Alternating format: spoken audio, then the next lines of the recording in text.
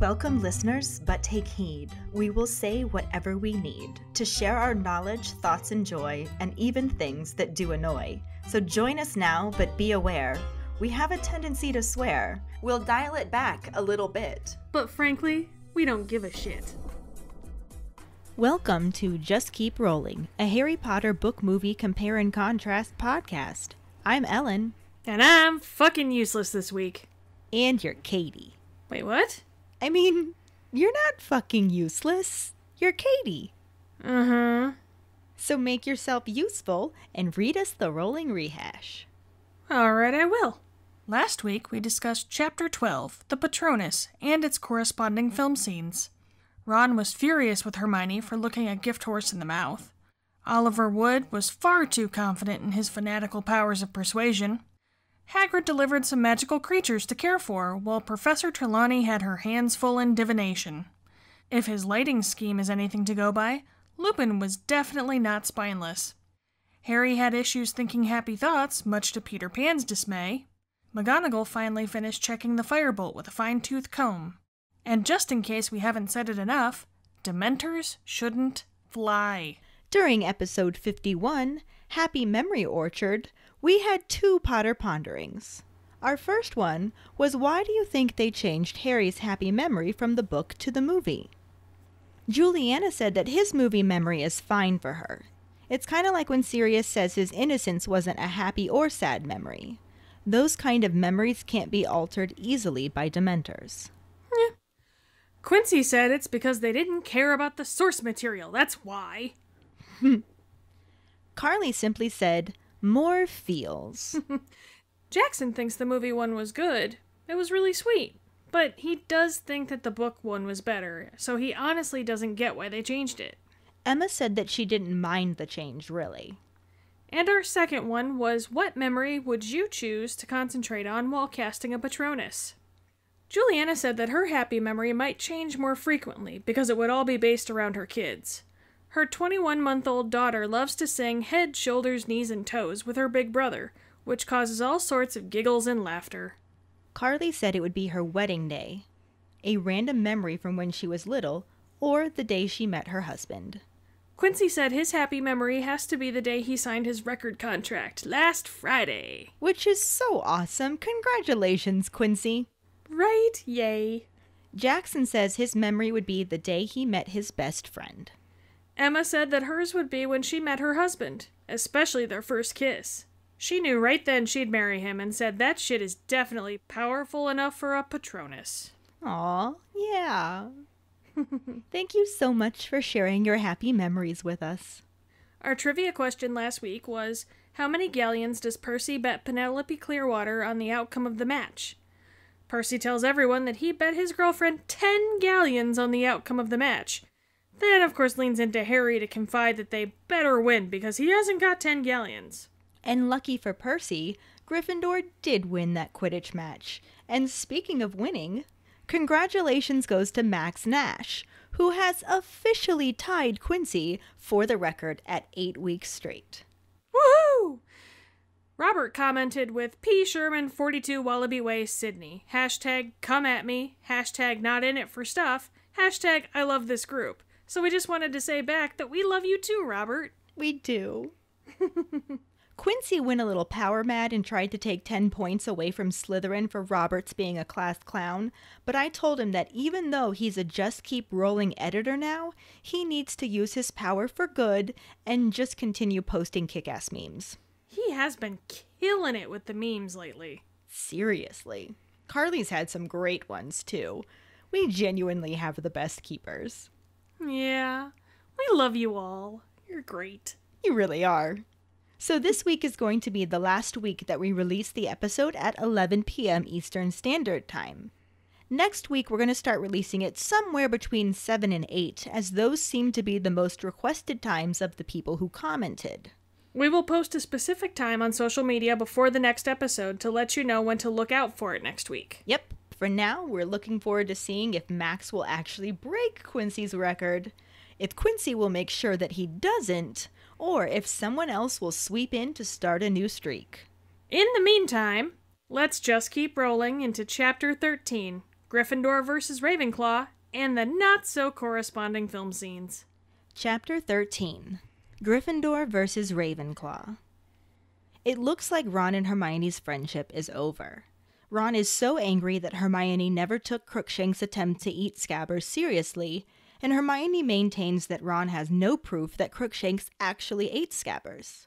Harry tries to point out to her that it seems pretty likely he did, but Hermione just snaps at him too and tells him to leave her alone because she has a lot of work to do. Ron is taking the loss of Scabbers extremely hard, and Fred and George are trying to cheer him up, with Fred saying he's been off colors for ages and it's better that he was finished off in one snuff. George points out that all he did was eat and sleep. Harry does a much better job distracting him by persuading him to come to their Quidditch practice so he can try out the firebolt after they finish, and they head down to the pitch. Madam Hooch is still overseeing their practices and is just as impressed with the broom as everyone else. Oliver Wood gives them some final instructions for the next day's match, telling Harry he just found out the Ravenclaw's seeker is a fourth year by the name of Cho Chang. She's pretty good, but her Comet 260 is going to look like a joke next to Harry's firebolt. He officially starts practice, and Harry is thrilled to realize that the firebolt is even better than he actually imagined, turning at the lightest touch, seeming to obey his thoughts rather than his grip. He has supreme control over speed, dives, and turns, and when Wood releases the snitch, he catches it within 10 seconds. The Gryffindor team has their best practice ever, and at the end of it, Wood doesn't have a single criticism to share. He asks if Harry has his Dementor issue sorted out, and Harry says yes, though he thinks about how he wishes his Patronus is stronger. Wood sends them back to the tower, but Harry stays to give Ron a go on the broom until Madam Hooch, who has fallen asleep in the stands, wakes up and tells them off for letting her sleep. She insists they head back to the castle. Along the way, Harry thinks he sees the Grim and lights his wand, but it just turns out to be Crookshanks. The next morning, all of the boys from Harry's dormitory walk him down to breakfast as a sort of honor guard for the firebolt. Heads turn as they walk by, and the Slytherin team looks thunderstruck. People from Ravenclaw and Hufflepuff come by to take a look, and Percy's girlfriend, Penelope Clearwater, asks if she can actually hold it. Percy tells Penny no sabotage and mentions that they have a bet of 10 galleons on the outcome of the match. Draco then stops by to ask if Harry is sure he can manage that broom and says, shame that it doesn't come with a parachute in case he gets too near a Dementor. Harry tells Malfoy it's a pity he can't attach an extra arm to his so it can catch the snitch for him. Malfoy leaves as the Gryffindor team laughs. At 10:45, they head to the changing rooms to get ready for the match. The weather is clear, and the only talk Wood gives them is to tell them that they know what to do. They head out to the pitch and meet the Ravenclaw team, dressed in blue. Their seeker, Cho Chang, is the only girl on the team, and despite Harry's nerves, he can't help noticing how pretty she is.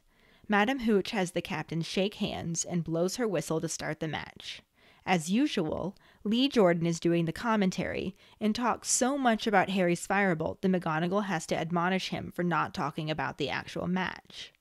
As the game goes on, it becomes clear that Cho Chang has decided to tail Harry and keeps cutting him off so he has to change direction.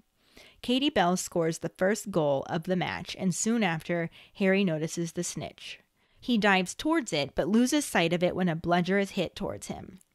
The game continues, and Gryffindor is in the lead, 80 points to 0. Ravenclaw manages to score 3 goals, and Harry begins scanning for the snitch more frantically. He sees it again and accelerates after it, but is once more cut off by Cho Chang. Wood tells Harry not to be a gentleman and knock her off the broom if he has to, but the snitch has already vanished. Harry realizes that Cho has decided to mark him rather than search for the snitch herself, so he pretends to see the snitch and dives. She follows him, and he pulls out of the dive just in time to see the snitch for the 3rd time. As he charges towards it, Cho screams and points down at the ground, where there are 3 Dementors looking up at him. Harry pulls out his wand and roars, "Expecto Patronum!" Something huge and white erupts from his wand, and without stopping to watch, Harry continues to speed towards the snitch with his head still miraculously clear. He catches it, and Gryffindor wins. As the team celebrates and the Gryffindors run onto the field, Lupin reaches Harry and tells him that was some Patronus.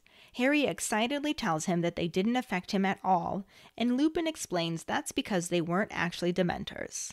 He leads Harry over to the edge of the pitch, where McGonagall is lecturing Malfoy, Crabbe, Goyle, and Marcus Flint for dressing up like Dementors to try and sabotage the Gryffindor Seeker. She gives them all detention and takes 50 points from Slytherin as Dumbledore approaches. This only makes Harry's victory sweeter, as they all head back to the Gryffindor common room for a party, which goes on all day and well into the night. Fred and George disappear for a couple of hours and return with armfuls of butterbeer, pumpkin fizz, and several bags of Honeydew sweets. Angelina Johnson wonders how they did that, and Fred mutters to Harry that it was with a little help from Moony, Wormtail, Padfoot, and Prongs. Hermione is the only person that isn't celebrating. She went to the match but has too much work to do and knows that Ron doesn't want her around anyways.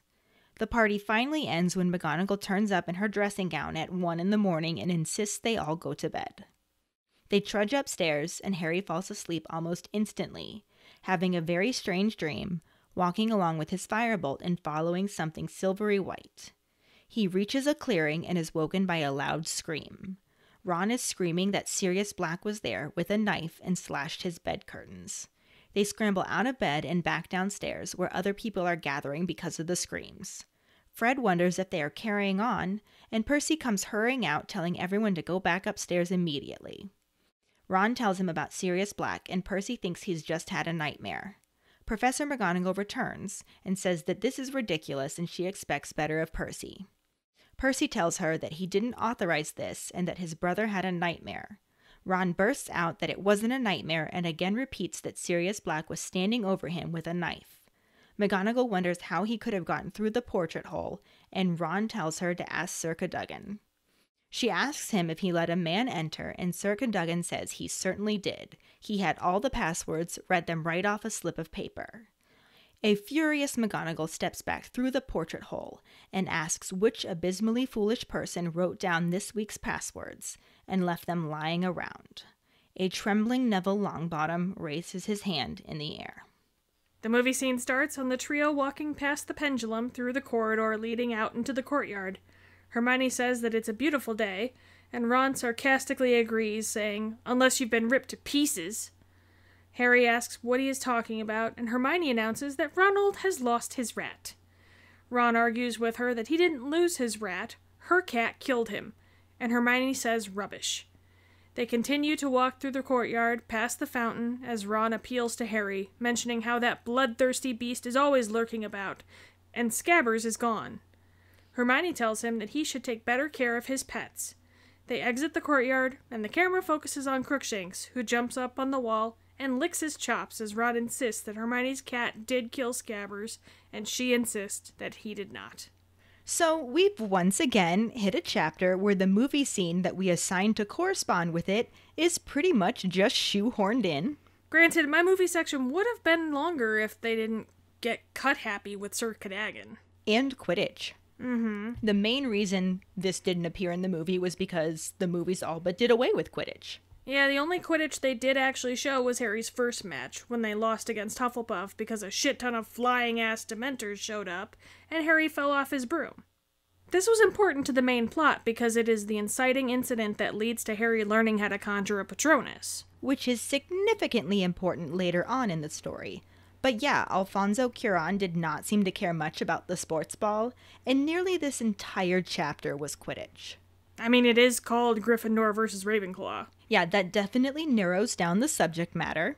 Mm-hmm. But before the chapter gets into the Quidditch match, it does start out talking about Ron and Hermione's friendship being on the rocks, because Ron is convinced that Hermione's cat, Crookshanks, ate his rat, Scabbers, and Hermione is insisting that he doesn't know that for sure. This is basically what the movie scene was too, except the film structured it as an argument between them, rather than showing their friendship actually being on the rocks. Yeah, the book definitely has their friendship under much more strain. Movie Ron just seems annoyed with Hermione, not completely devastated like book Ron. It wasn't as much of a thing in the movie. Hermione comments on it being a beautiful day, and Ron says, "Unless you've been ripped to pieces." Harry wants to know what he's talking about, and Hermione says that Ronald's misplaced his rat.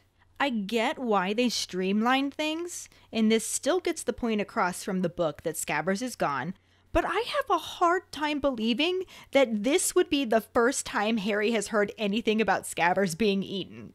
Mm-hmm. Bookron completely freaked out at the end of the last chapter when he thought Scabbers was eaten. Yeah, but I actually love Emma's delivery of the line about Ron losing Scabbers. Like, their arguments are just so old married couple. Mm-hmm. But here's the thing. Is she really gonna scold Ron about taking better care of his pet when her cat is legit just wandering the goddamn halls? Like, she makes no acknowledgement that Crookshanks is there, and therefore has entirely no idea where her fucking cat is at that moment. But she's gonna lecture Ron on responsible pet ownership? Right? The hell? She just walks right past her cat, doing whatever he wants, going wherever he wants. But I do love that as they're arguing about whether or not Crookshanks actually ate Scabbers, the cat jumps up on the wall and licks his chops as they walk away. Yeah. Oh my god, that's great. So perfect. And even if the scene doesn't show the same rift in Ron and Hermione's relationship, it does set up the fact that Scabbers is gone, which really is the important part of the plot. Yeah, like we said, it did cover that detail fine. I just missed the greater dynamic between them with this argument.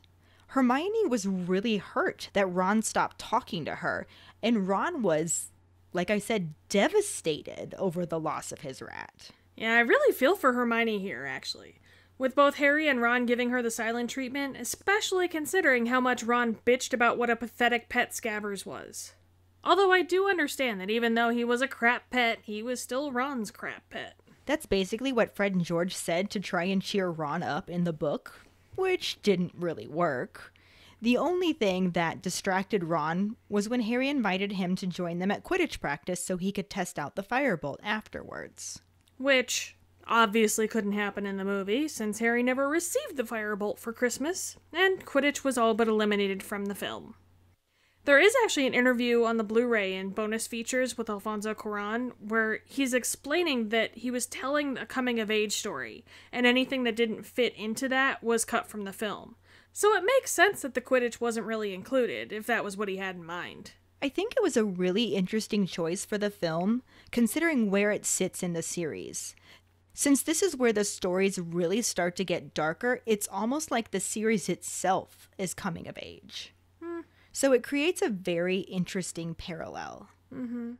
I also think it definitely helped in creating a very dynamic film, and that seems to be why it's a lot of people's favorite.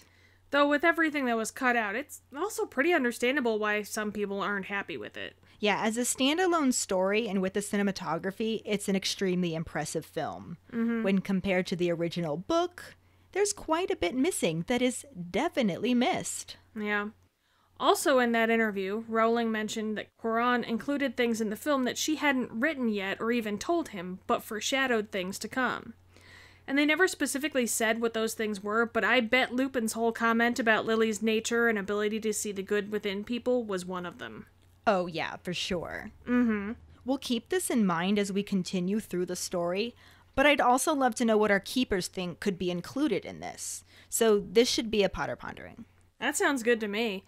But we're out of things that happened in the movie, so can I take a nap now? We have been over this. I am not talking to myself. Fine, I'll talk about the book with you. Good. Harry, Ron, and the Gryffindor Quidditch team head down to their practice with the firebolt officially on the team. Madam Hooch is still overseeing their practices for Harry's safety, and she holds them up a bit, inspecting and admiring the broom herself. 'Cause Hooch is crazy for that firebolt.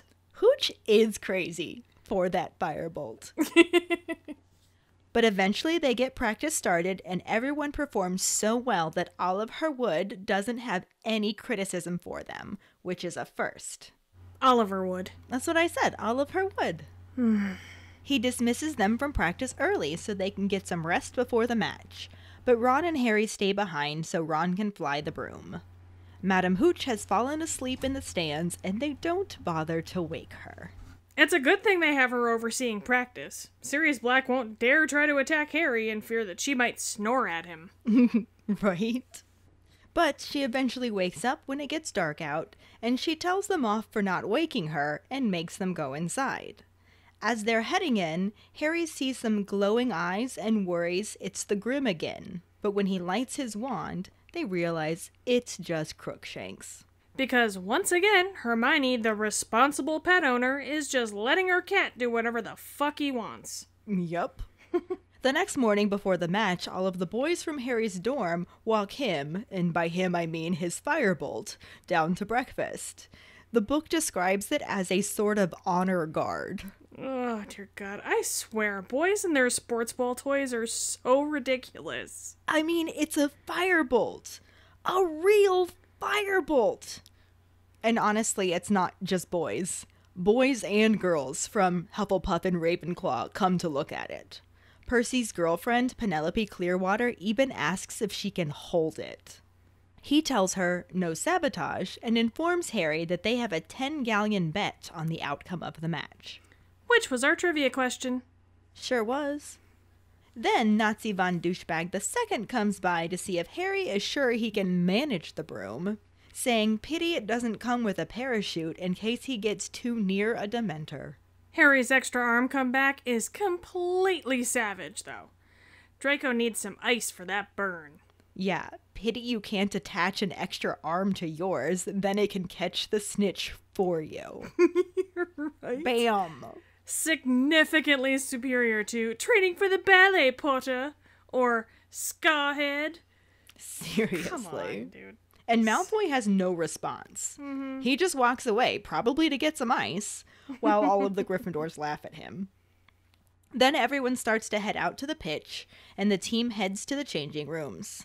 The weather is clear, and Olive Herwood actually has nothing to say other than they know what to do. They head out to the pitch themselves and meet up with the Ravenclaw team, dressed in blue. Why does it need to be specified that the Ravenclaw team are dressed in blue? Like, what else would they wear? Magenta? Neon green? Like, no idea. Maybe if they specified bronze, then I could understand mentioning the color, since the movies got that wrong. What? But Madame Hooch has the captains shake hands, and Harry notices the Ravenclaw Seeker, and the only girl on their team. Yeah, despite his nerves, he can't help but notice just how pretty she is. He sees her and goes, "Cho-ching!" Oh my God. Wow. That's another nickname that got started from playing the Hogwarts Battle deck building game. Every time I get Oliver Wood as an ally card, I say Oliver Wood. And every time the Cho-chang card comes up, it's Cho-chang! Of course it is. Len just bought me the newest expansion pack for the game, Charms and Potions, and I'm so excited. Ooh. Jenny becomes a playable character. Nice! That's really awesome. That was a really fun game when we played it. Yeah, it's great. The new expansion looks tough, though. Yeah. But anyways, the match starts, and this is among my top favorite commentary moments with Lee Jordan. Honestly, I might enjoy sports ball more if they all came with the amazing commentary of Lee Jordan and the sass of McGonagall. I love the way he keeps advertising the Firebolt, and McGonagall has to keep telling him to get back on the match. Are you being paid to advertise the Firebolt? It's so great. Though the match later in this book against Slytherin is my favorite. Mm-hmm. So we'll have to talk more about that one then. Gryffindor takes an early lead, and Harry is desperate to catch the snitch quickly for the win. He sees it a couple of times, but Cho-chang cuts him off before he can get to it each time. Olive Herwood tells him not to be a gentleman and to knock her off the broom if he has to. And you know Oliver Wood really means that, too. I don't think he'd care how injured she was if Gryffindor ends up winning. I mean, he didn't care if his own teammate fell from his broom as long as he caught the snitch first. What love would he have for an opposing teammate? So fanatical. I love it. Boys and their sports ball.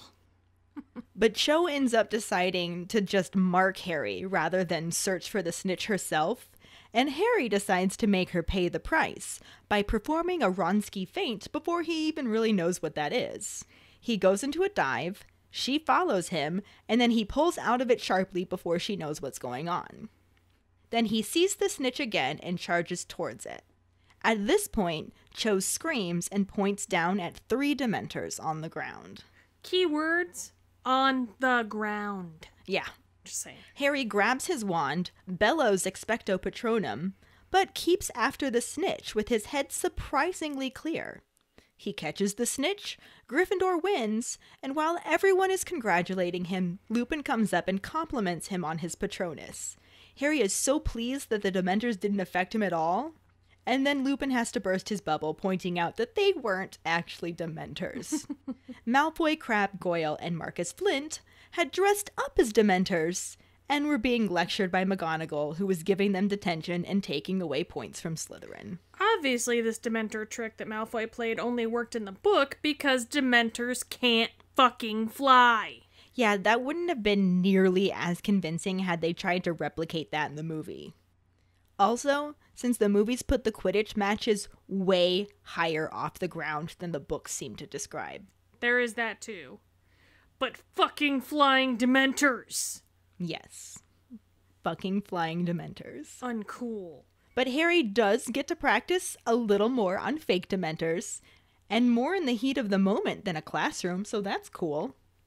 Also, learning they weren't real didn't actually burst his bubble, because after winning the match and seeing Malfoy get in trouble, he was pretty much on top of the world. Understandably so. But then the Gryffindors all head back to their common room to celebrate for the rest of the day and well into the night. Fred and George sneak off for a while and come back with a bunch of Honeyduke sweets. Do you think they left any money at all, or are they just full on stealing bags of candy from the sweet shop? I always wonder that too. I know they bend rules from time to time, but stealing is kind of a big deal.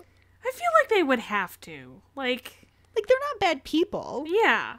They're not criminals. I mean, they're jokesters and pranksters and shit, but they're not gonna, like, straight up steal. I'd like to hope. Let's assume they left money. Yes. The whole time everyone is celebrating, Hermione is off in the corner, working on school stuff. Harry goes to see if she went to the match and try to get her to join them celebrating, but she's got too much work to do and says that Ron doesn't want her there anyways. Ron takes that moment to loudly make a comment about Scabbers just being eaten, and Hermione bursts into tears and heads up to her dorm. Yeah, that version of Hermione is nowhere near the movie. Right? She's all cheek and no bleak. Do you like that? I like it, but I don't want to. Does that make sense? It's probably going to be the title. She's all cheek and no bleak. Harry asks Ron if he can't give her a break, but Ron's not ready to forgive her yet, since she's still just acting like Scabbers has gone on vacation or something. The party continues on until about 1 a.m, when Professor McGonagall shows up in her dressing gown and insists they all go to bed. And if we've learned anything from the first book, it's that you don't argue with McGonagall when you've obviously just woken her up. Exactly. Mm-hmm. They all head upstairs, and Harry falls asleep immediately. He's in the middle of a very strange dream when he's awoken by a loud scream. Everyone else in the dorm wakes up and asks what happened. Dean lights his lamp, and Ron is sitting up in his four-poster with his bed hangings torn, looking terrified. He tells them that Sirius Black was there with a knife. They all scramble out of bed and head back down to the common room. More people were coming out of their dorms because of the commotion, wondering what was going on. I love that in this moment, Fred thinks they're all getting up to go back to celebrating. Right. And same with Percy, too, because he shows up and is just angry and tries to send everyone back to bed. Yeah. When Ron tells him about Sirius Black, he doesn't believe him, thinking that he just had too much to eat and must have had a nightmare. Then Professor McGonagall shows back up. And this time, she is pissed. She is geared up for another severe student smackdown at that point. Like you said, you don't get McGonagall out of bed. Mm-mm. She yells at Percy, who insists that he didn't authorize this, and tells her that Ron had a nightmare. Ron just yells over him that it wasn't a nightmare. He woke up and Sirius Black was standing over him with a knife. If there was anything that could sever a severe student smackdown, that was probably it. Seriously. And it did. Since McGonagall immediately switches gears and tells him that's ridiculous, wondering how Sirius Black could have gotten through the portrait hole. Ron tells her to ask him and points at the back of Sir Cadogan's picture. Now, this scene could have been in the movie if they hadn't deleted it. The deleted scene starts right in on McGonagall saying that's preposterous, asking how Sirius Black could have gotten through the portrait. Instead of telling McGonagall to ask Sir Cadogan, Ron says he doesn't know, he was a bit busy dodging his knife. It reminds me of Sorcerer's Stone when Ron says, I was a bit preoccupied by its heads. Like, is that a bit that Ron does that I've never noticed? Did he do that in Chamber? I don't think so. But he totally could have been a bit preoccupied by its legs. True. Or its pincers. Yes. Pincers. That could have been a thing. It should have been a thing if it wasn't. Just saying. But in the deleted scene, McGonagall does end up asking Sir Cadogan how Black could have gotten in. Actually, the fact that McGonagall was facing the proper way to see Sir Cadogan, but she essentially made Percy turn around to look for him, kind of makes me laugh in like a ridiculous way. Like, open your damn eyes, woman! It's also different because in the deleted scene, he's just hanging out in the portraits in the common room, and in the book, she has to open the portrait hole and step back out to talk to him. Though, logistically, the way the film had it was easier to shoot. Yeah. Plus, I love the way Sir Cadogan changes based on which picture he travels through. And the fact that he randomly knocks over all the chess pieces and shouts checkmate is both insanely unnecessary and hilarious at the same time. Yeah, the movie did such a great job demonstrating just how mad Sir Cadogan was. Mm-hmm. It's a shame they never actually let him be more than a background character. Right? But in both, Sir Cadogan admits that he let a man in because he read all the passwords off of a piece of paper. And then in both, McGonagall wants to know which abysmally foolish person wrote the passwords down. Oh, poor Ickle Neville. It's not his fault the damn painting kept changing the password. That little guy has to feel miserable about losing those passwords and putting everyone in danger. Also, I would most likely be the Neville in this situation, so I feel personally attacked. Why do I believe that about you? 'Cause you know me. But yeah, poor Neville. Why is it always him? Also, what the fuck, Sir Cadogan? Like, I'm pretty sure, password or not, you should have known better than to let crazy Gary Oldman into the Gryffindor common room. Seriously. And yes, I spelled that like Sirius Black. Are you kidding me right now? Nope. God You're looking damn. at it. That's what I did. Yeah, I'm looking at it. I wish I wasn't. But Professor Flitwick taught the front doors to recognize a picture of Sirius Black. You'd think a sentient portrait would know better. Right? But you know what the most disappointing thing of the whole deleted scene was? What's that? Yet again, we miss out on Percy's classic bedhead. You were right. That is a bummer. Mm-hmm. So amazing. It's excellent bedhead. It just is. Well done, Chris Rankin's hair. Gets his own credits. Yes. Should. Man. Best supporting actor Oscar. Right? Chris Rankin's hair. Damn. Anyway. That brings us to the end of our compare and contrast section. As there really wasn't much of a movie scene, there again aren't any actors. So, this will instead bring us to our Potter Pondering. What parts of the movie do you think were foreshadowed by Alfonso Cuarón that weren't yet written by J.K. Rowling? Find the post on our Facebook page and share your thoughts. We look forward to reading them. And this will bring us to our Sorting Hat story, which is from Paige McClure. She writes, I am a Gryffindor. I have a hazelwood wand with a unicorn hair core, 11 inches, and unbending flexibility. My Patronus is a Siberian cat. I was 11. My mom bought me the first 4 books for Christmas. I had not heard of Harry Potter. I actually was upset at first, thinking, man, books for a gift? I wasn't much of a reader. My mom made me start the first one after I was annoying her one night saying I was bored.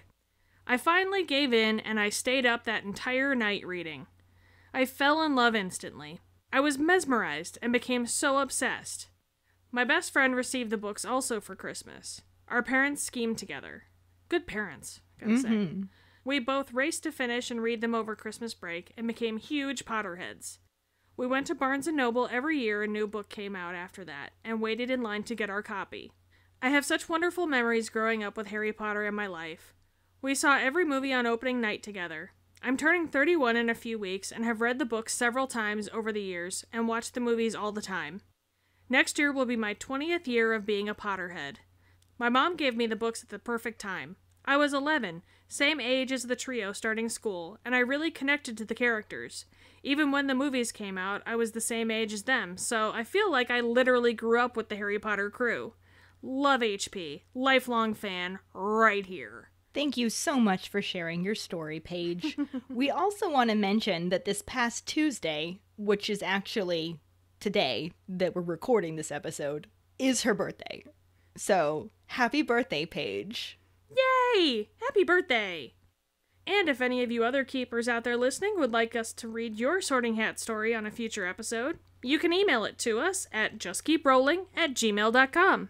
Let us know your house, wand, Patronus, how you got into Harry Potter, and anything else that you might want to share with us. You can also just message us on social media. I took down the pinned post so that we can start pinning the Potter Ponderings to the top each week instead, so they don't get lost within all of our editors' phenomenal memes. That was some excellent alliteration right there, by the way. Thank you. Pinning the Potter Ponderings to the top. Well, that'll bring us to this week's trivia question, which is, how did they persuade the fat lady to return to her job at the Gryffindor portrait hole? The prize for the first one who responds with the correct answer and the code word #SizeDoesMatter will get a sticker. Another way to get a sticker is to rate and review us. If you're an Apple person, you can do it through the Apple Podcast or iTunes app. If you don't have Apple, you can write a recommendation on our Facebook page. Then email us at justkeeprowling@gmail.com to let us know you did, and we'll get back to you to figure out which sticker you want and where to send it. Don't forget to find us and follow us on Facebook at JKR Podcast and Twitter and Instagram at Just Keep Rolling. Following us on Podbean at justkeeprowling.podbean.com will get you the episode as early as possible and give you a leg up in answering the trivia question. If you would like to support us as a patron for extra perks, you can go to patreon.com/justkeeprolling. As always, any support you can give is greatly appreciated. Don't forget to subscribe to our YouTube channel. We just posted our first cooking show episode where we made miniature butterbeer pies, so make sure you check it out. We also post our weekly podcast episodes, monthly blooper reels, vlogs, and other random videos. And join us next week when we talk about Chapter 14, Snape's Grudge, and the corresponding film scenes. Thanks for listening. We hope you hear us again. I'm Kayde. I'm Ellen. Until the next time, just keep rolling.